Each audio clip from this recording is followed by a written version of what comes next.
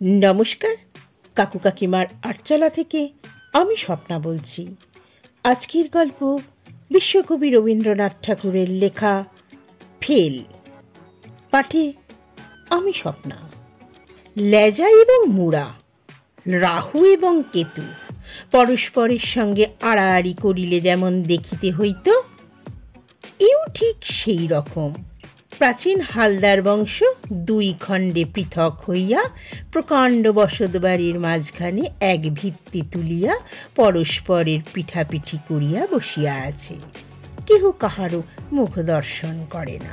নবগোপালের ছেলে নলিন এবং নলিগোপালের ছেলে নন্দ এক বংশজাত, একই বয়সী, একই স্কুলে যায় এবং পারিবারিক বিদ্বেষ ও রেষারেষিতেও উভয়ের মধ্যে সম্পূর্ণ ঐক্য।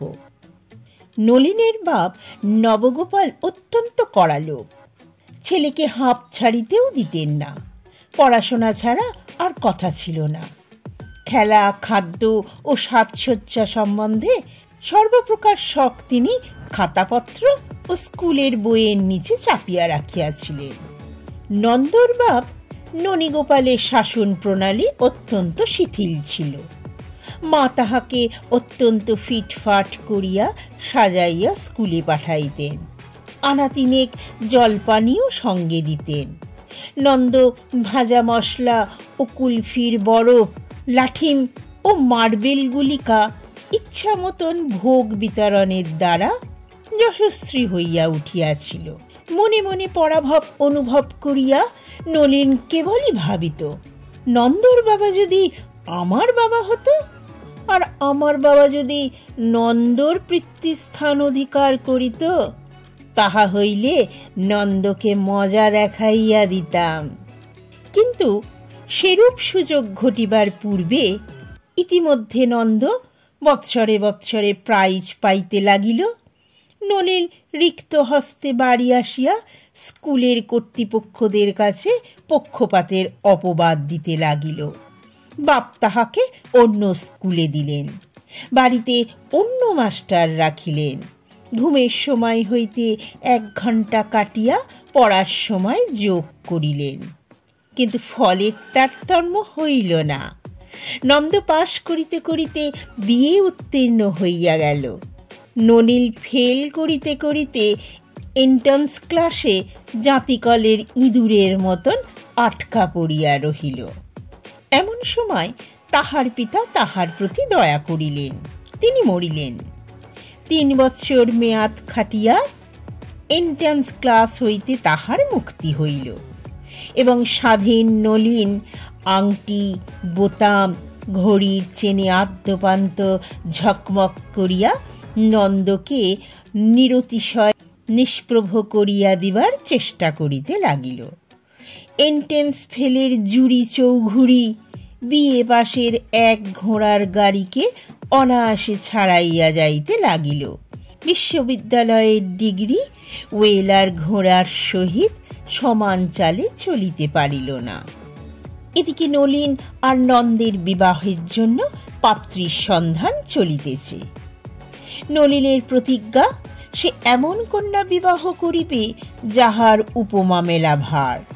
তাহার জুড়ি এবং তাহার স্ত্রীর কাছে নন্দকে হার মানিতেই হইবে। সবচেয়ে ভালোর জন্য যাহার আকাঙ্ক্ষা, অনেক ভালো তাহাকে পরিত্যাগ করিতে হয়। কাছাকাছি কোনো মেয়েকেই নলিন পছন্দ করিয়া খতম করিতে সাহস করিত না। পাছে আরো ভালো তাহাকে ফাঁকি দিয়া আর কাহারও ভাগ্যে জোটে।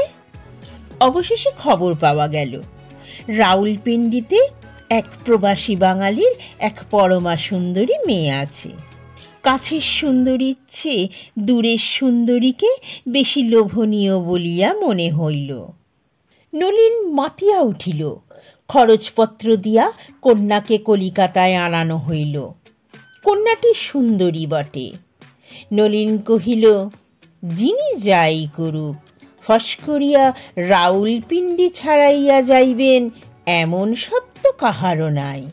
অন্তত এ কথা কেহ বলিতে পারিবেন না যে, এ মেয়ে তো আমরা পূর্বেই দেখিয়াছিলাম, পছন্দ হয় নাই বলিয়া সম্বন্ধ করি নাই।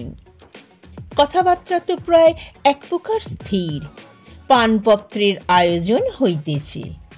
এমন সময় একদিন প্রাতে দেখা গেল ননীগোপালের বাড়ি হইতে বিচিত্র থালার উপর বিবিধ উপঢৌকন লইয়া দাসী চাকরের দল সার বাঁধিয়া চলিয়াছে।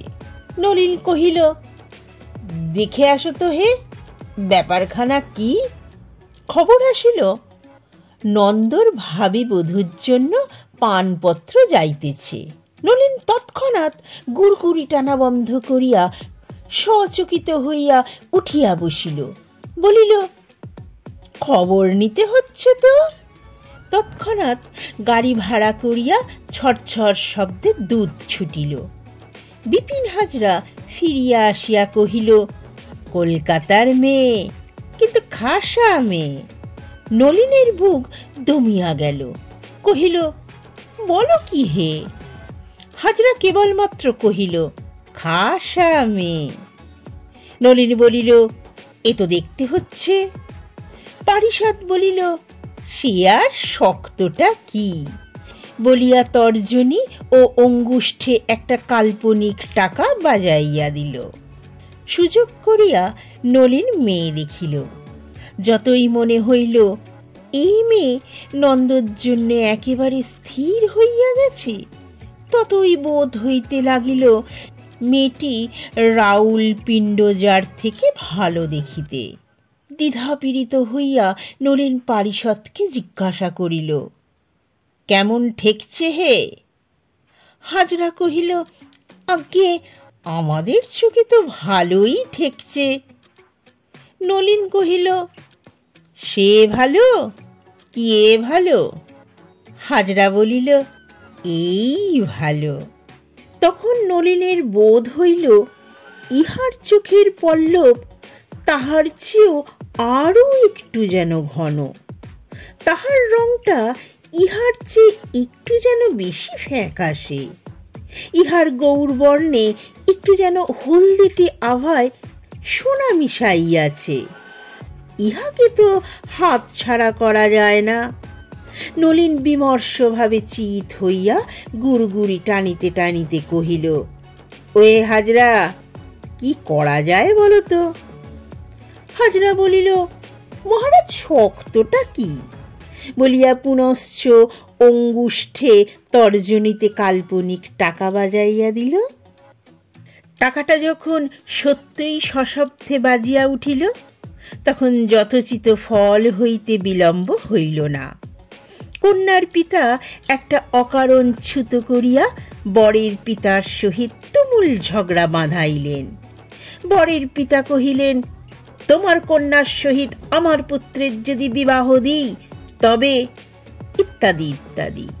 কন্যার পিতা আরো এক গুণ অধিক করিয়া বলিলেন, তোমার পুত্রের সহিত আমার কন্যার যদি বিবাহ দিই তবে, ইত্যাদি ইত্যাদি।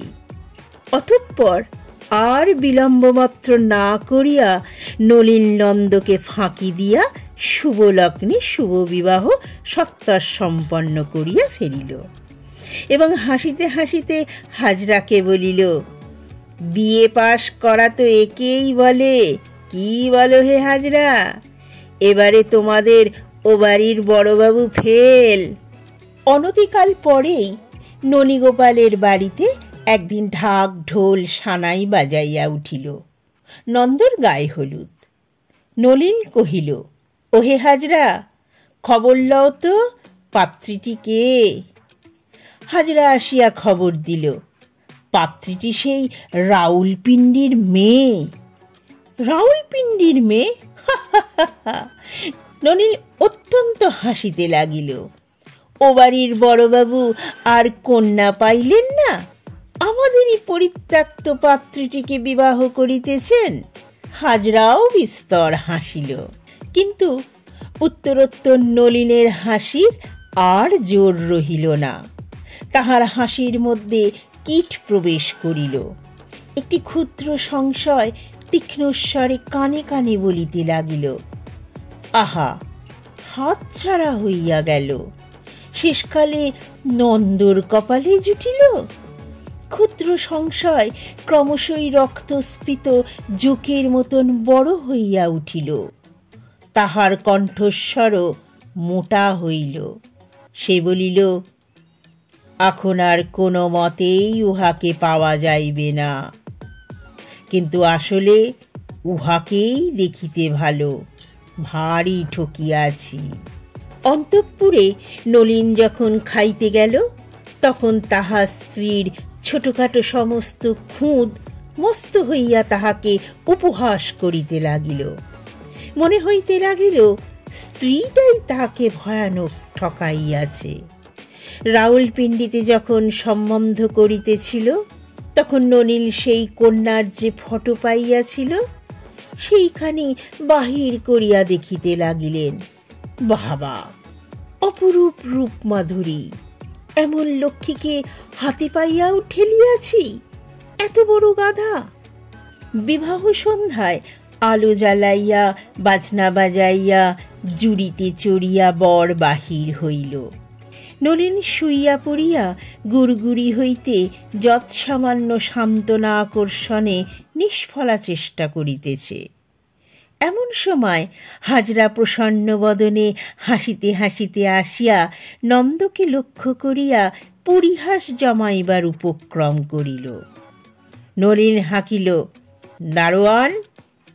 হাজরা তটস্থ হইয়া দারোয়ানকে ডাকাইয়া দিল। বাবু হাজরাকে দেখাইয়া দিয়া কহিল, अभी इसको कान पकड़ के बाहर निकाल दो।